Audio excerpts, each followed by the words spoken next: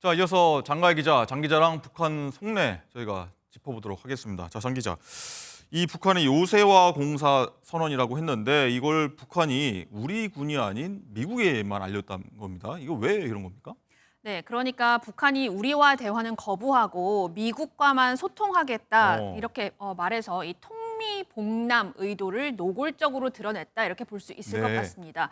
미군 측의 오해와 우발적인 충돌을 방지하는 목적으로 전화 통지문을 발송했다고 밝혔는데요.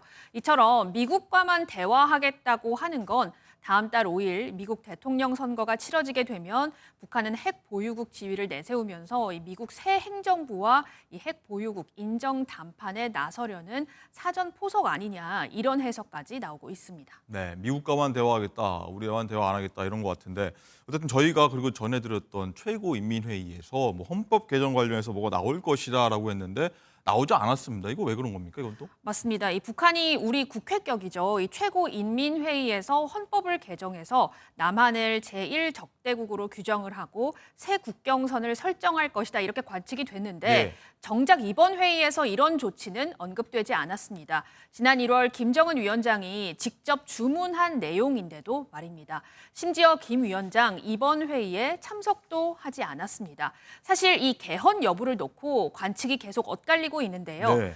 개헌 작업은 있었지만 보도하지 않았을 가능성도 있고 아니면 이번 회의에서는 다루지 않았을 가능성 아니면 선 단절, 먼저 단절한 후에 나중에 헌법 개정 이런 여러 가지 시나리오가 현재로서는 거론이 되고 있습니다. 네, 뭐 추후 뭐 발표를 하거나 보도가 될 수 있다 이런 부분인 것 같고 자 그리고 이 오늘 윤석열 대통령과 일본의 이시바 시게루 신임 총리가 오늘 처음으로 정상회담을 하는데 어떤 얘기가 나올까요? 우선 이 이시바 시게루 일본 총리 취임 9일 만에 지금 한일 양국이 양자회담 테이블에 마주 앉게 됐습니다. 이번 정상회담에서는 아마 구체적인 현안보다는 셔틀 외교를 통한 한일 관계 개선 흐름을 좀 지속하는 데 주력할 것으로 보입니다. 네. 이시바 총리의 방한 문제가 논의될 가능성도 있고요. 또 북한의 도발에 대한 한일 아니면 또 한미일 공조 방침을 언급할 수도 있습니다. 네, 자 마지막으로 우리나라가 유엔 인권 이사회 이사국에 다시 선출됐다 이런 소식도 오늘 새벽에 들어왔어요. 그렇습니다. 2025년부터 2027년까지 임기에 인권이사회 이사국에 우리나라가 당선이 됐습니다. 유엔 인권이사회는 유엔의 3대 축이죠. 평화, 안보, 개발, 인권 중에서 이 인권을 담당하는 유엔의 주요 기관인데요. 국제사회 인권과 또 기본권 자유 증진에 관한 문제, 인권 침해 사안에 대해서 협의하고 필요한 권고를 시행하는 역할을 맡습니다. 우리 정부는 이제 3년 동안 인권이사회 이사국으로서 북한의 인권 문제를 포함한 국제 인권 보호 또 증진을 위한 국제사회 노력에 적극 참여하게 됩니다. 네, 뭐 남북과 한일 긴박하게 국제사회가 돌아가는 것 같습니다. 자, 장 기자 잘 들었고요. 사건 사고 소식으로 이어가도록 하겠습니다.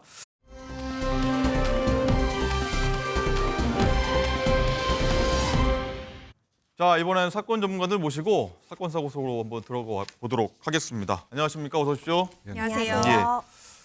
자, 이 교수님, 나 리포트 보고 오셨는데 이 저렇게 불탄 트럭이 버젓이 논에 처박혀 있는데 경찰이 출동을 하고도 시신을 발견하지 못했다는 건데 이걸 어떻게 이해해야 됩니까?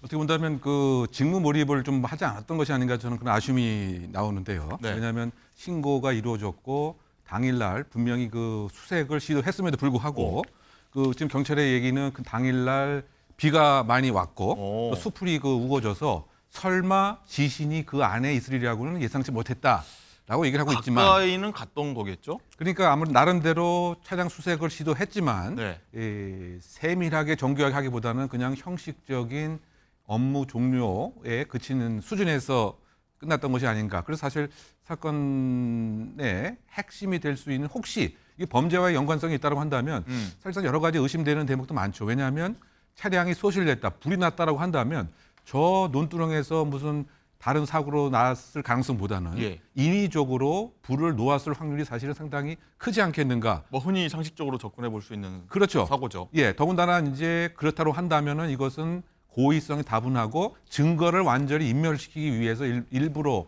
불을 놓는 경우가 대부분이거든요. 왜냐하면 불에 한번 훼손되게 되면 지금 뭐 DNA 분석 기타 뭐 유류 증거를 정말 찾을 수 없을 정도의 증거 훼손이 되는 것이 보통입니다. 예. 그런데 어쨌든 아쉽게도 처음에 그 초동 수사의 실패가 있었던 것이 아닌가 생각이 되고 또 다른 측면에서는 일반적인 경찰의 중요한 업무 중에 하나가 순찰 활동인데 이렇게 오랫동안 방치된 것에 대해서 왜 관심과 집중적인 어떤 확인 작업은 또 없었던 것인지 뭐 이런 거 두 가지를 요약하게 되면은 사실 이제 우리나라 경찰이 장점도 많이 있습니다. 그런데 제일 취약한 단점이 네. 상당히 근무 태도가 수동적이고 뭐 좀 회피적이고 직무 몰입이 부족하다고 하는 그런 점이 이번 일부의 사건에도 지적이요? 네, 노정된 것은 아닌가 개인적으로 평가해 봅니다. 알겠습니다. 자, 뭐 이렇게 시신 파악에도 아마 쉽지 않을 거고 사건 전말 밝히기는 조금 더 힘겨워지지 않았나 이런 생각을 한번 해보겠습니다.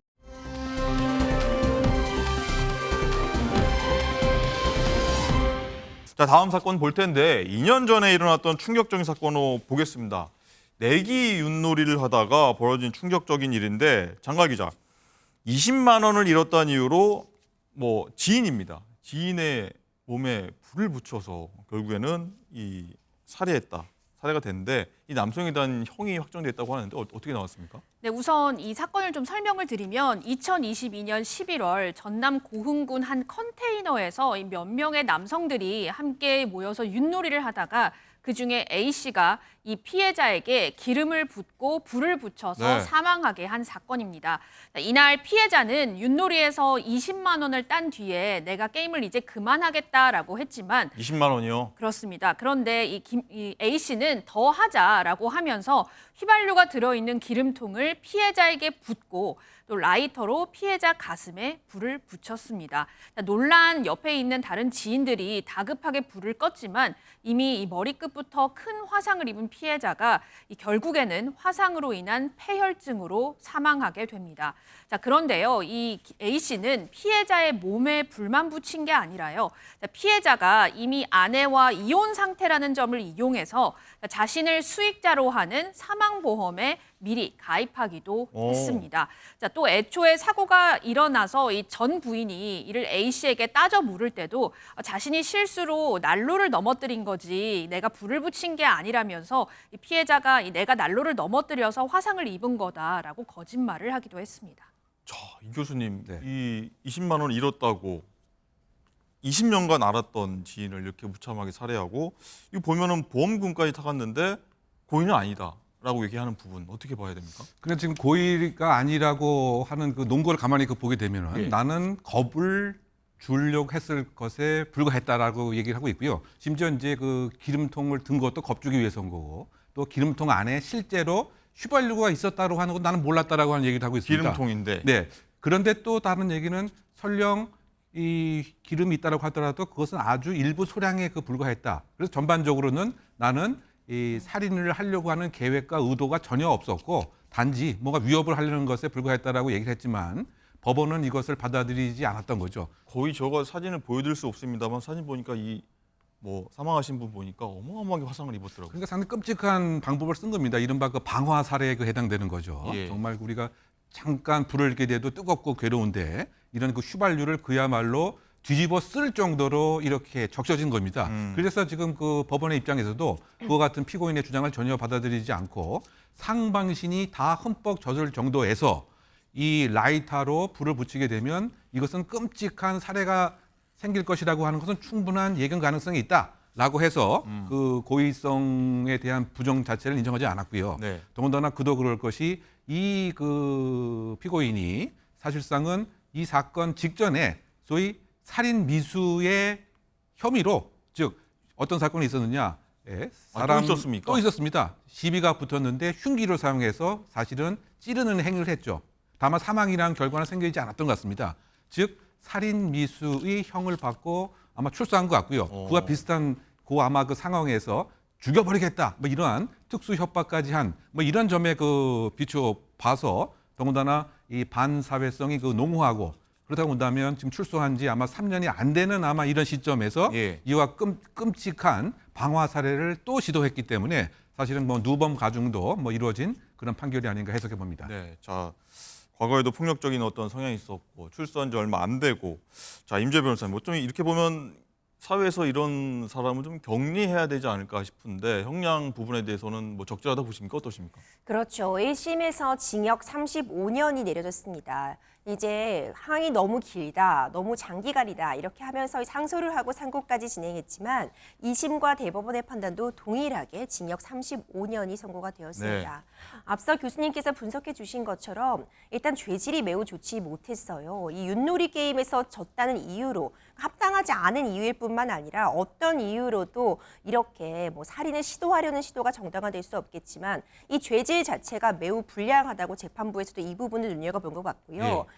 결국 형량을 정함에 있어서 굉장히 중요한 부분은 반성의 여지가 있는가, 개선의 여지가 있는가 이런 점들을 또 중점적으로 살펴보게 되는데 범행 직후에도 내가 이거 잘못한 것이 아니라 뭐 실수로 휘발유통을 뭐 넘어뜨려서 벌어진 일이다. 그러면서 보험금을 편취하려고 했던 시도 네. 이런 부분들이 사실 반성을 하고 있다고 보기 매우 어렵기 때문에 이런 범들이 가만히 되어서 일단 징역 35년이 선고가 되었고요.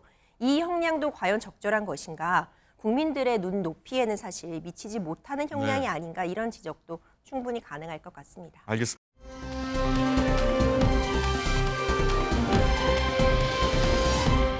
지난 8월에 있었던 인천 아파트 전기차 화재 많이들 기억하실 겁니다. 많이 좀 놀라셨을 텐데 당시에 뭐 800여 명이 대피라고 뭐 차량 수백 대가 불에 타서 뭐 국민적인 관심을 일으켰던 사건인데 장가 기자, 어제 또 전북에서 한 아파트의 주차장에서 또 전기차가 불에 탔더라고요. 맞습니다. 어제 새벽 3시쯤에 전주시 한 주상복합 아파트 지하 4층 주차장에서 이 주차돼 있던 전기차에 불이 났는데요. 이거 영상이 준비되어 있거든요. 영상 보시죠. 네, 지금 지하 4층 주차장에 뭔가 희뿌연 연기가 계속 나는 느낌이죠. 자, 그러다가 갑자기 펑 하면서 저렇게 불이 붙기 한 시작합니다. 번에 확 붙네요. 네, 불은 이 순식간에 폭발하듯이 계속해서 커지는데요. 관리사무소 직원의 신고를 받고 출동한 소방당국이 1시간 만에 불길을 잡았다고 합니다. 차량 하단 깊숙한 곳에 설치된 배터리가 발화 지점으로 추정이 되는데 소방이 차량 하단부터 외관까지 물을 계속 뿌려서 불을 겨우 끌 수 있었습니다. 또 이 주차장은 사실 지하 1층부터 지하 5층까지 무려 2,400대의 차량이 오. 주차가 되어 있었다고 하는데요. 정말 다행스럽게도 이 스프링클러가 작동을 해서 다른 차량에게 피해가 가지는 않았다고 합니다. 네, 자, 이 교수님, 스프링클러가 작동해서 이제 물이 굉장히 바닥에 흥건한데 지난번 인천 아파트 화재 때하고는 다르게 좀 피해가 굉장히 적었던 것 같아요, 상대적으로. 네, 그 신속한 이제 그 화재 진압이 가능했던 것인데요. 그 이유 그 자체가 사실 이번에도 그 전기차 화재이기 때문에 특수 진압차 34대도 뭐 출동을 했습니다만 네. 지금 주차장의 이 위치가 상당히 낮기 때문에 소방차는 실제로 한 대뿐이 들어가지 못했다고 현재 알려져 있습니다. 그리고 그 실제로 특수 전기차 진압용 장비 장구는 사용하지 않았던 것 같고요. 그렇다고 본다면 이제 왜 이렇게 그래도 빨리 진압할 수 있었느냐? 결정적인 것은 이 지하 주차장에 있었던 스프링쿨러가 작동을 해서 천장에서 물이 뿌려지니까. 예, 그러다 보니까 소위 그 배터리 자체가 폭주하는 열폭주 현상을 사전에 막을 수 있었던 것이 네. 결정적인 그 피해를 줄일 수 있었던 그 방법이었던 것 같습니다.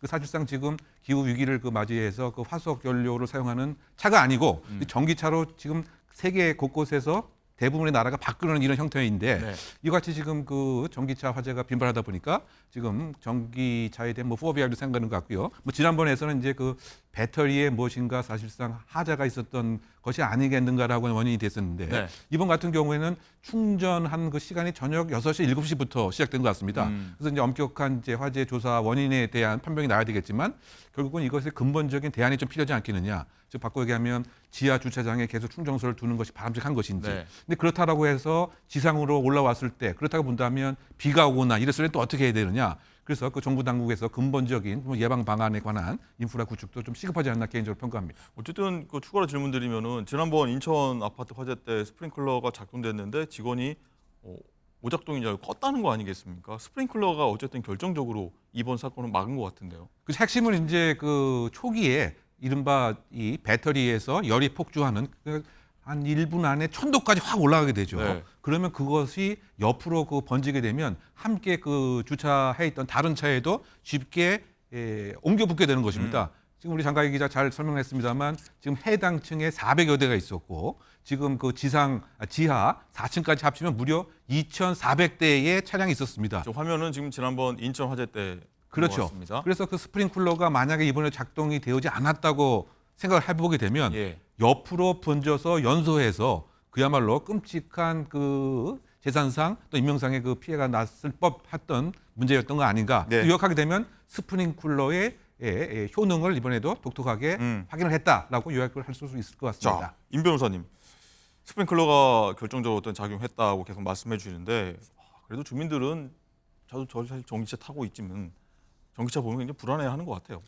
그렇죠. 이번 사안 같은 경우에는 정말 다행스럽게도 스프링클러도 정상적으로 작동을 했고 빠른 소방의 대응 덕분에 인명 피해라던가 추가적인 피해는 확산되지 않았지만요. 여전히 주민들은 불안감에 떨고 있습니다. 네. 일단 사고의 원인도 현재까지는 조사 중인데요. 지금까지 이제 알려진 바에 따르면은 이 당시에도 이제 충전 중인 상황이었던 것으로 전해지고 있는데 그렇다면 정확한 화재의 원인이 이 과충전 부분인 건지 아니면 배터리 자체의 결함인지 이런 부분도 철저한 조사가 필요할 것 같고요. 이제 관리사무소는 이 해당 동에 이제 안내 방송을 통해서 현재 화재가 진압 중에 있으며 세대 내로까지 화재가 번질 가능성은 없기 때문에 일단 추가 안내 방송이 있을 때까지 댁 내에서 대기해달라 이렇게 안내 방송이 있었지만 일부 주민들은 불안감에 대피하는 그런 소동도 있었다고 합니다. 어떤 주민들의 불안감 그리고 전기차 화재에 대한 국민들의 공포가 여전히 완전히 잠재워지지는 못하고 있는데요. 그걸 드러내는 부분이 이제 수치적으로도 확인이 가능한 것 같습니다.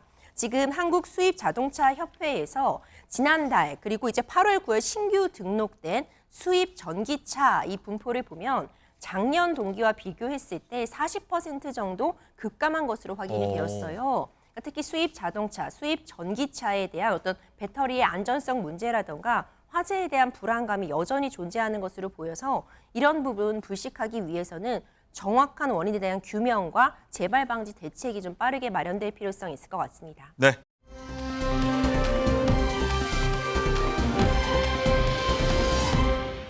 자, 그럼 지금부터 정치의 맥락과 그 이면을 짚어주실 전문가분들과 함께하도록 하겠습니다. 어서 오십시오. 안녕하세요. 예. 자, 저희가 계속해서 전해드리고 있습니다. 문다희 씨가 이번 음주운전 사고로 신호 위반, 불법 주차 등 여러 교통법규를 위반한 정황이 계속해서 확인되고 있는데, 자, 방금 들으신 대로 경찰이 위험운전치사상죄 이 혐의로 적용까지 검토하고 있다 이런 내용입니다.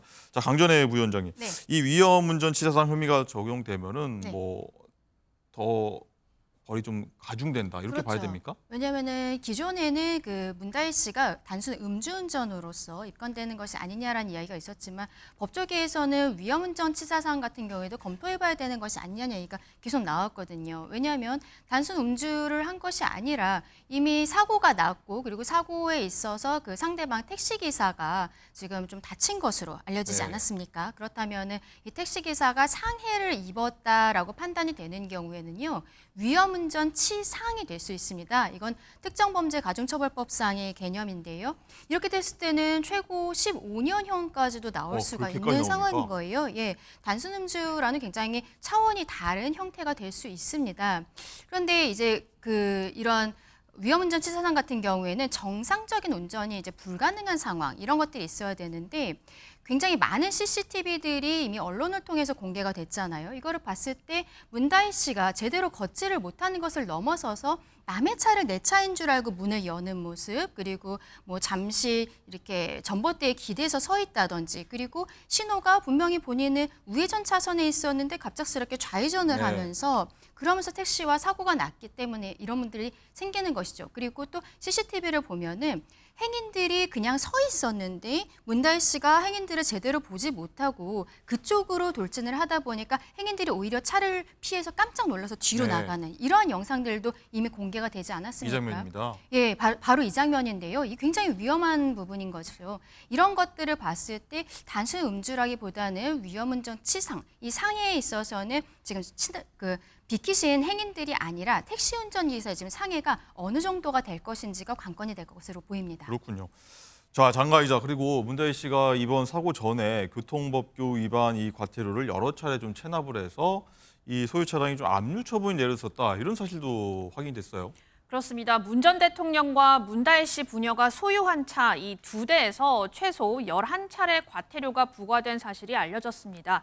문다혜 씨가 음주운전 당시 몰았던 이 캐스퍼 같은 경우에는 2차례 주정차 위반 과태료를 체납했습니다. 특히 작년 6월 이 차는 서울에서 주정차 위반으로 과태료 처분을 받은 뒤에 이를 안 내서 11월에 압류 조치를 받았고요. 올해 8월 제주도에서도 과태료 체납으로 대체 압류 처분을 받았습니다. 또 문다혜 씨가 캐스퍼를 타기 전에 탔던 이 소렌토 차량도 최소 9차례 과태료 체납으로 압류 처분을 받았습니다. 네. 사유가 굉장히 다양한데 보니까 이 주정차 위반, 버스 전용차로 위반, 차고지 확보, 명령 미이행 굉장히 많습니다. 김종욱 행정관님 어떻게 보십니까? 이게 과태료 부과되면 보통 뭐 한 번, 두 번 뭐 비nat된 뭐 고지가 오면은 고장 내잖아요.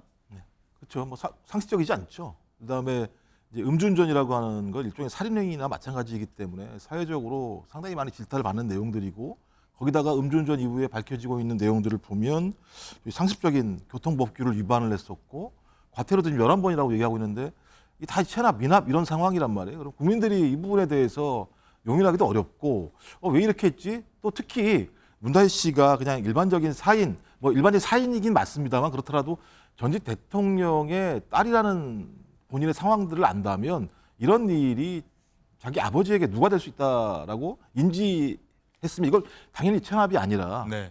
냈어야 되는 측면들이 분명히 있는 거죠. 그래서 저는 어떤 형태로든지 국민들에게 왜 이런 일이 벌어졌는지 좀 납득 가능한 설명은 분명히 필요하다. 좀 그렇지 않다면 국민들에게 많은 질타를 받을 수밖에 없을 것이고 그 질타는 문다혜 씨 개인이 아니라 전직 대통령한테도 향할 수 있는 측면이 분명히 있기 때문에 여기에 대해서 좀 국민들에게 빠른 시일 내에 왜 이런 일이 벌어졌는지 납득 가능한 설명과 그다음에 대국민 사과가 좀 필요하다고 생각합니다. 그렇군요.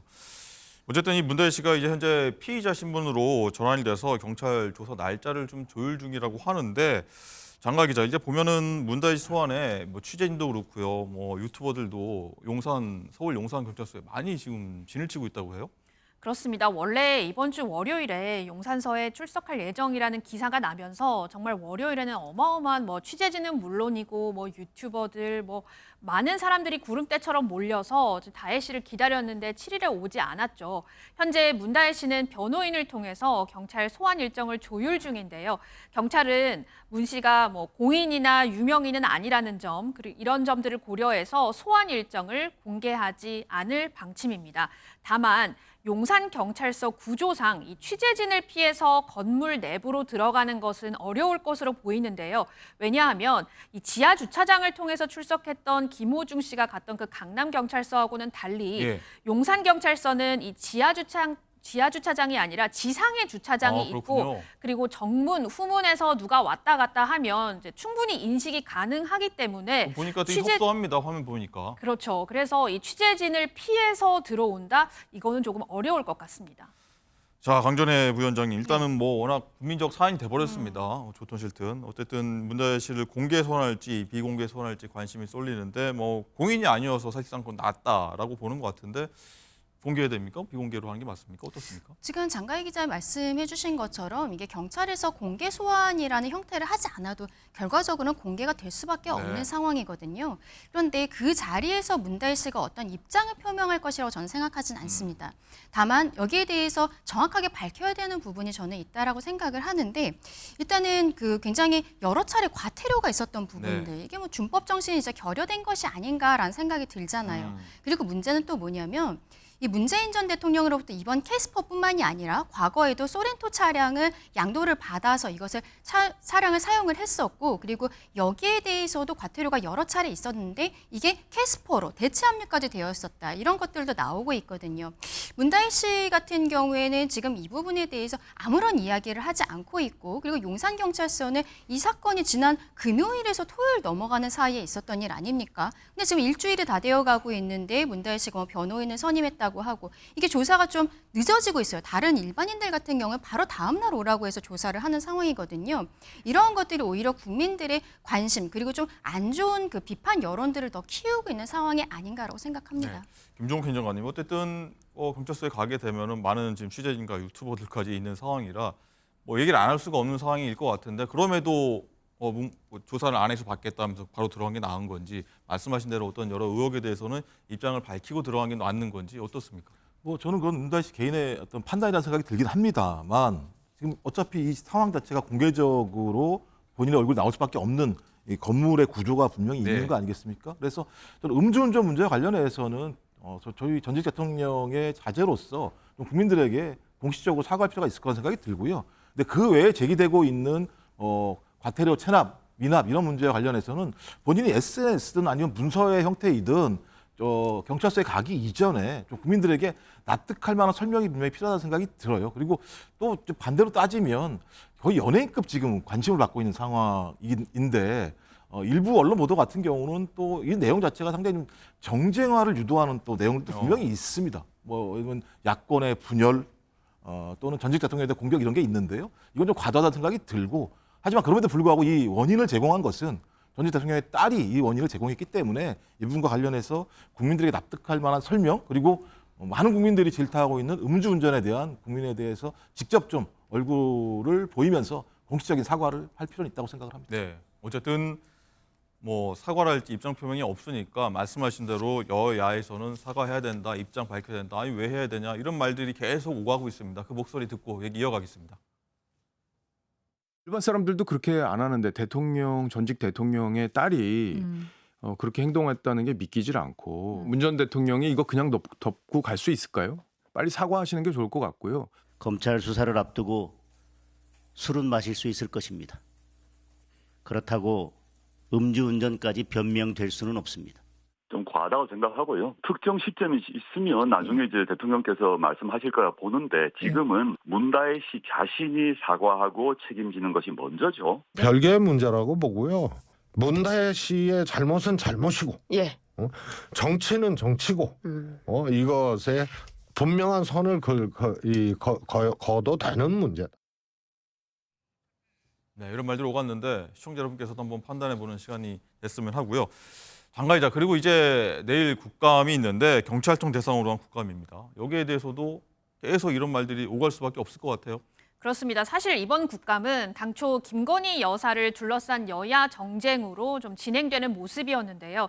문다혜 씨 음주운전 사건이 터지면서 이를 놓고 여야 간 공방이 오갈 것으로 보입니다. 내일 경찰청 국감을 앞두고 국민의힘에서는 문다혜 씨를 증인으로 신청을 했는데 받아들여지지 않았습니다. 아마 증인 채택은 안 됐지만 관련 질의가 경찰청 국감에서 내일 계속해서 나올 것으로 보이고요. 앞서 검찰이 문 전 대통령의 전 사위 서모 씨의 특혜 채용과 또 딸 다혜 씨 태국 이주 지원 의혹을 계속 수사 중인데 민주당은 이에 대해서 검찰 수사에 반발하면서 전 정권 탄압 대책위원회를 꾸린 상태거든요. 자, 그래서 이번 국감에서 이 검찰 수사에 집중 문제를 좀 제기하려던 민주당의 계획에도 좀 차질이 빚어졌다라는 얘기가 나오는데 왜냐하면 지금 음주운전에 대한 국민 여론이 좋지 않은 상황에서 수사에 문제를 제기할 경우에 좀 여론의 역풍이 불 수도 있다 이런 얘기도 나오고 있습니다. 네, 강전혜 부위원장님 손 드셨습니다. 어떤 말 하시겠습니까? 저는 이 상황에 대해서 문재인 전 대통령이 입장 표명을 해야 된다라고 생각을 합니다. 조국 대표 같은 경우에는 이것은 문다혜 씨가 스스로 책임질 일이 아니냐라고 이야기하고 있지만 저는 거기에 대해서도 조국 대표도 이러한 상황 몰랐을까라는 좀 의심이 들어요. 왜냐하면은 문다혜 씨가 태국으로 이주하는 과정에 있어서 청와대의 민정수석실 행정관이 깊이 관여했다는 게 드러나지 않았습니까? 당시의 민정수석이 조국 대표였다는 것이죠. 그렇다면 조국 대표는 문재인 전 대통령의 가족들, 친인척의 관리를 하는 수장으로서 이렇게 문다혜 씨가 어떤 준법 정신이 결여되어 있었다는 것을 알고 있지 않았을까라고 저는 생각을 합니다. 그리고 문재인 전 대통령이 밝혀야 될 부분은 이런 과태료 처분들 받은 거, 이런 거는 문다혜 씨 스스로 본인에 대해서 이야기를 해야겠지만 이 캐스퍼 차량이 작년에도 2차례 사고가 있었고 그때 그 캐스퍼 차량의 수리비는 한 220만 원 정도 그리고 상대방 차량이 한 170만 원 정도 수리비가 나왔다라고 해요. 근데 네. 이 캐스퍼 차량은 올해 4월에 문 전 대통령으로부터 문다혜 씨로 명의가 이전이 되었거든요. 그렇다면 작년의 사고는 누가 일으킨 것이냐? 지금 그 문다혜 씨와 문재인 전 대통령의 문제가 되고 있는 것은 어떠한 경제 공동체로서 함께 했느냐 마느냐의 문제인 것이잖아요. 이렇게 차량의 명의가 변경되지 않았음에도 했음에도 불구하고 만약에 문다혜 씨가 문재인 전 대통령의 차량을 무상으로 계속 이용을 했었다라는 것, 그리고 만약에 그때 사고가 났었다는 것, 이런 것들이 나온다면 이것은 문재인 전 대통령 입장에서 책임을 져야 되는 부분입니다. 그래서 저는 이 상황에 대해서 전체적으로 문재인 전 대통령도 입장 표명을 할 필요가 있다라고 생각합니다. 네, 김종국 행정관님 말씀 들으시면서 열심히 적으셨습니다. 아니, 뭐 다른 건 아니고요. 말씀하시겠습니까? 그러니까 제가 볼 때는 이제 문다혜 씨에 대한 수사 문제랑 이번에 음주운전을 결합시키는 좀 문제가 있다고 생각이 들어요. 왜냐하면 아직까지 유무죄가 판단되지 않은 사건이에요. 근데 그 행위를 가지고 이 행위랑 연결을 시키면서 제가 아까 말씀드렸던 이게 너무 과도한 정쟁화다라는 생각이 드는 것이고, 만약 앞에 사건과 이 사건 자체는 연결될 수 없는 거지요. 뭐 예를 들면 음주운전을 한 번 했다고 사람 전체 인생이 다 나쁘다고 얘기할 수 있는 없는 측면이 분명히 있기 때문에 그런 말씀을 드리는 것이고요. 일단 기본적으로 문재인 전 대통령 같은 경우도 저는 뭐 40대 자식의 음주운전 때문에 부모가 공식적으로 사과를 해야 된다 이런 얘기를 들은 바는 없습니다만, 본인 영위일 때 소위 이 과태료를 갖다 미납한 부분이 분명히 있어요. 전 이런 부분에 대해서는 뭐 공개적이 아닐지라도 전 본인 그 전직 대통령의 SNS를 통해서 이런 일이 있었다는 걸 밝히는 정도에서 이 문제를 매듭을 져야지, 딸이 음주운전을 했고 체납을 했으니까 전직 대통령이 나와서 사과를 하라까지 얘기할 수 있는 내용인가? 저는 약간 좀 갸우뚱해요, 그 부분은. 네, 문다혜 씨 소식은 들어오는 대로 저희가 계속 전해드리도록 하고요.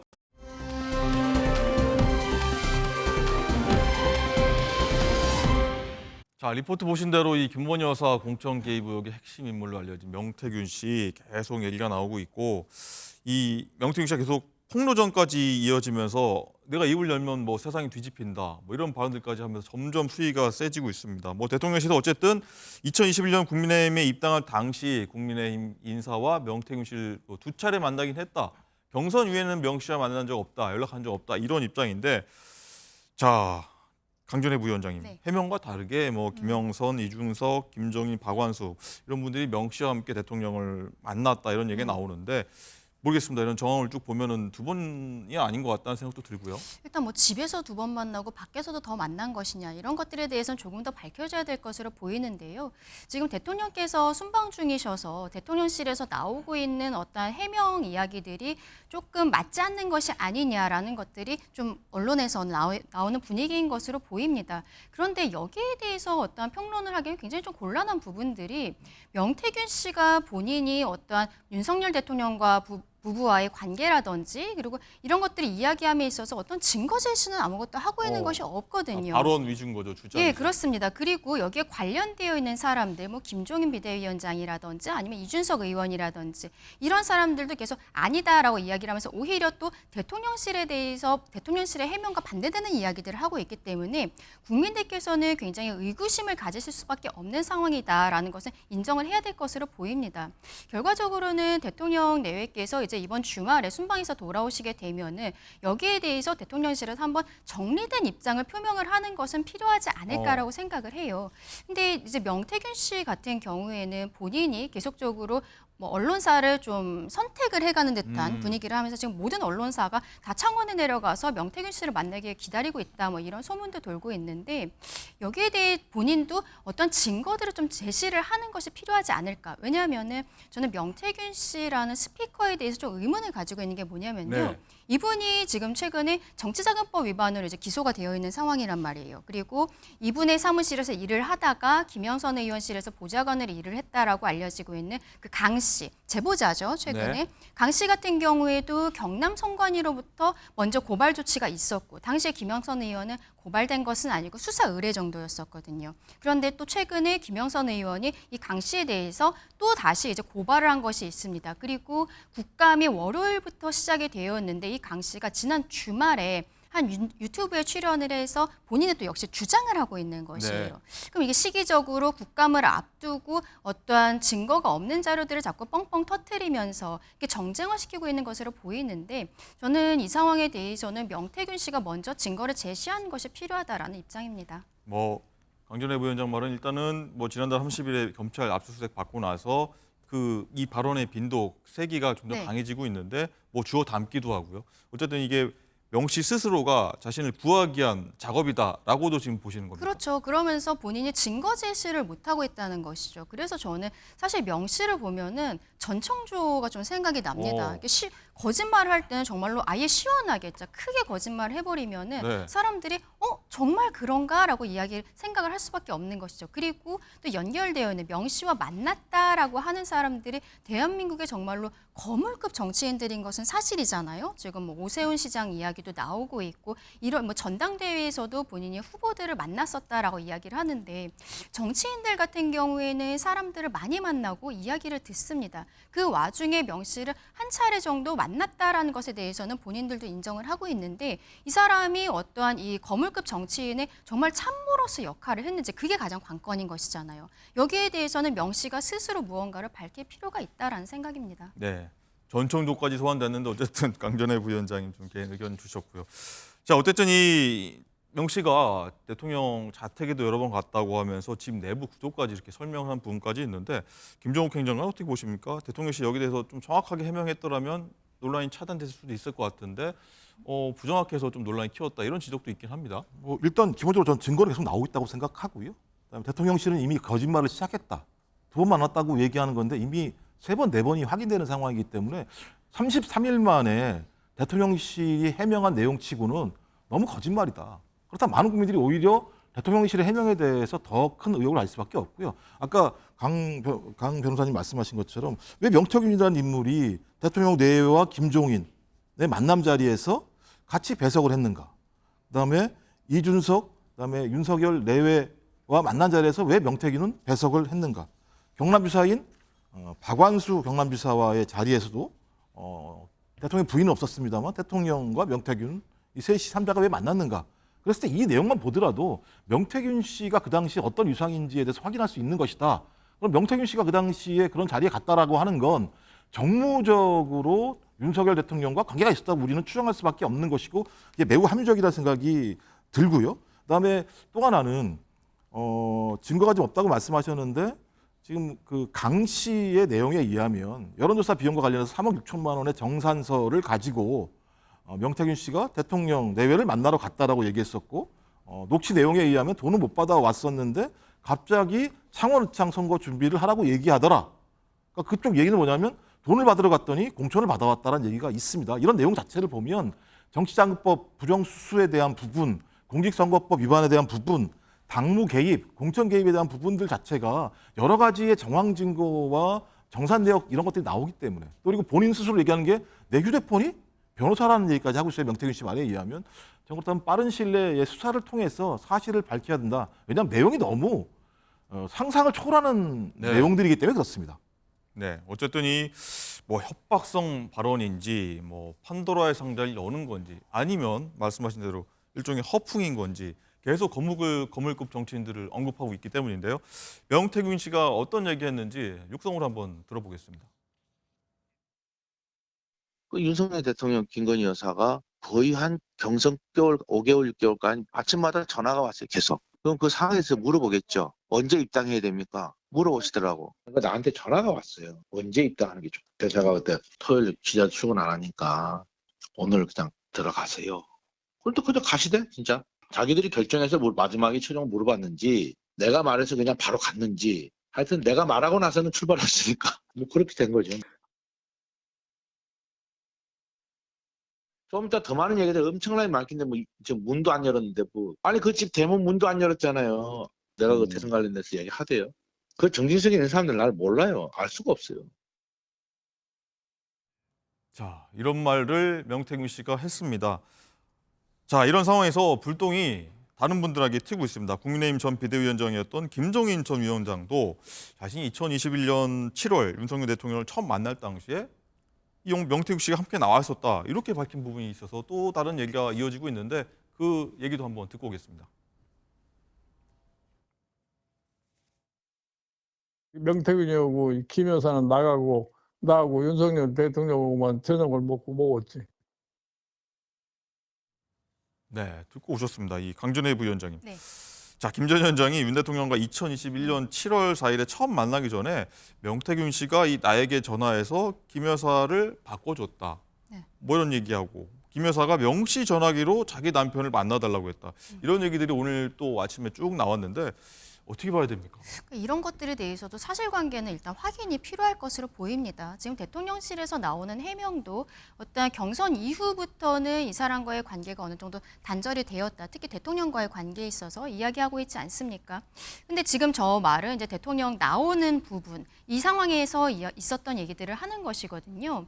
그렇다라면은 지금 일단은 여기에 대해서 명태균 씨와 김건희 여사, 지금 문제가 되고 있는 것도 또 김건희 여사가 공천 개입을 한 것이 아니냐라는 이야기가 나오고 있기 때문에 김건희 여사와 명태균 씨가 그러면 어느 정도 지금까지도 가깝게 지내는 사이인가? 당시에 어떻게 저렇게까지 친하게 지내는 사이인가? 김종인 비대위원장이 한 이야기가 만약에 거짓말이 아니라는 전자에 지금 드리는 말씀입니다.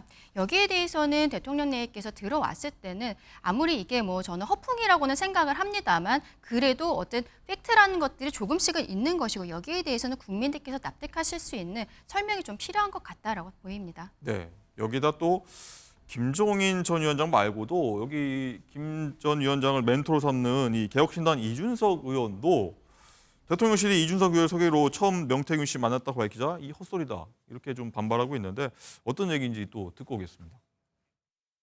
대통령실의 해명을 그냥 한 방에 제가 뒤집어 보자면요.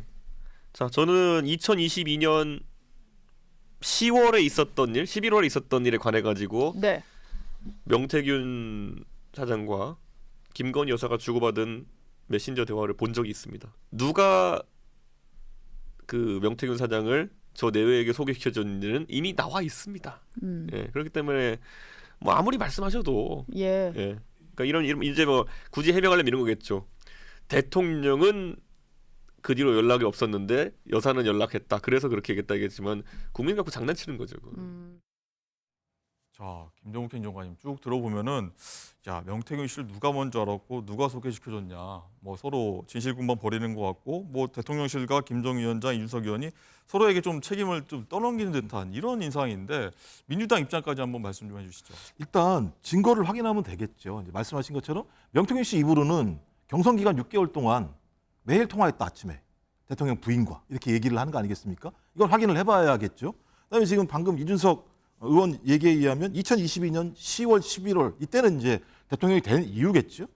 이때도 자기가 그 캡처본을 본 게 있다라고 얘기했었는데 지금 확인되는 건 뭐냐면 2022년 9월달에 소위 이 대통령 부인과 명태균 씨가 텔레그램을 했다는 걸 캡처해서 어떤 방송사가 보도를 했죠. 그 내용이 뭐냐면 엘리자베스 여왕 장례식과 관련해서 벌어진 문제에 대해서 서로 협의하는 것 같은 내용이 나왔어요. 이런 내용들을 보면 제가 볼 때는 지금까지 그러니까 뭐 예를 들면 아주 허세라고 얘기할지 모르겠습니다만 전체적인 얼개 자체는 사실인 것 같다. 그러면 이 얼개를 지금 밝혀야 되는 건데 이게 허세니 아니니 하는 얘기는 좀 별로 의미가 없다. 이 얼개가 왜 벌어졌는지 밝히면 된다. 이렇게 생각을 합니다.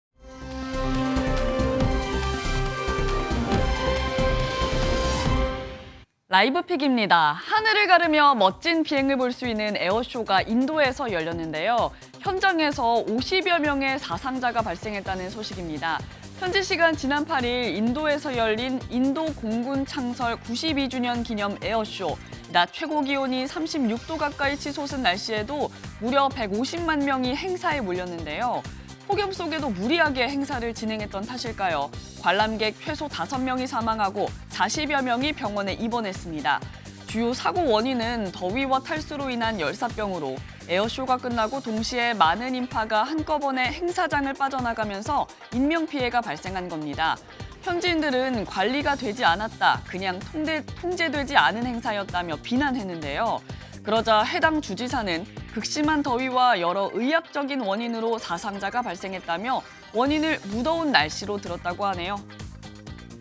100년 만에 초강력 허리케인이라고 불리는 밀턴이 시속 200km의 강풍을 품고 미국 플로리다에 접근했습니다. 토네이도 15개를 동반하며 플로리다에 상륙 중인 밀턴, 310만 명 주민에게 대피령도 내려졌는데요. 하지만 이런 긴박한 와중에 미국은 때 아닌 가짜뉴스 공방전으로 정신이 없습니다. 바이든 정부가 밀턴의 이재민을 돕지 말자고 주장했다는 근거 없는 내용이 떠돌고 트럼프 전 대통령도 소문의 가세에 해리스 후보가 재난관리청의 예산을 훔쳐 불법 이민자의 거주시설 비용으로 다 사용했다 말하며 시민들에게 혼란을 주고 있는데요. 그러자 조 바이든 대통령은 트럼프 전 대통령이 거짓말의 맹습을 주도하고 있다며 공개 비난하고 이런 순간은 민주당, 공화당 없이 이웃이 이웃을 돕는 하나의 미국만 있을 뿐이라 호소했습니다. 지금은 대선보다도 재난 속 시민들의 안전이 먼저가 아닌가 싶네요.